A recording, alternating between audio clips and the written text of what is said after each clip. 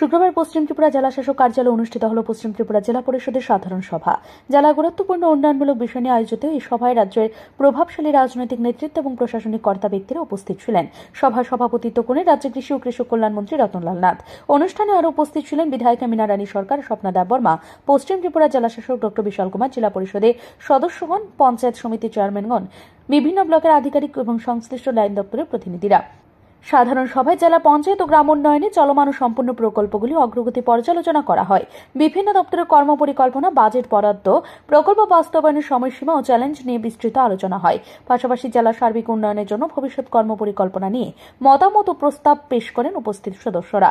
সভায় অংশগ্রহণকারীরা জানান, গণতান্ত্রিক বিকেন্দ্রীকরণের অংশ হিসেবে এই ধরনের সাধারণ সভা কেবল প্রশাসনিক স্বচ্ছতা বৃদ্ধিতেই নয়, বরং উন্নয়নের ধারাবাহিকতা বজায় রাখতেও গুরুত্বপূর্ণ ভূমিকা পালন করে।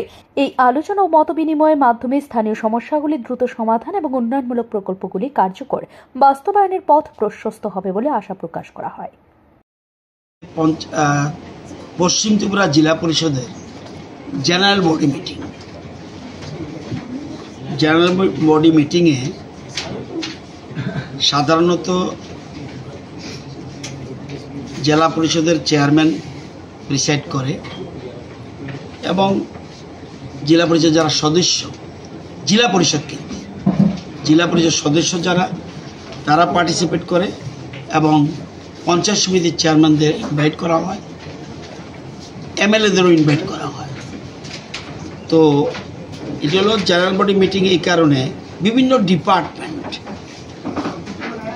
গত যে মিটিং হয়েছে এই মিটিংয়ের পরে কি কি ডেভেলপড হয়েছে ওই কাজগুলির রিভিউ করে তারা, যেমন আজকে agriculture, horticulture, PWD, power department, health, education, youth affairs and sports, social education, বিভিন্ন রকম ডিপার্টমেন্টের রাখা হয়েছে। ওই ডিপার্টমেন্টের অফিসাররাও আসছে এখানে। শুধুমাত্র শুধু জেলা পরিষদের সদস্য বা এমএলএরা নয়, এখানে ডিপার্টমেন্টাল অফিসাররা রয়েছে, যে ডিপার্টমেন্টের কাজ কতটুকু এগিয়েছে। ব্যুরো রিপোর্ট, ঋদ্ধি নেটওয়ার্ক।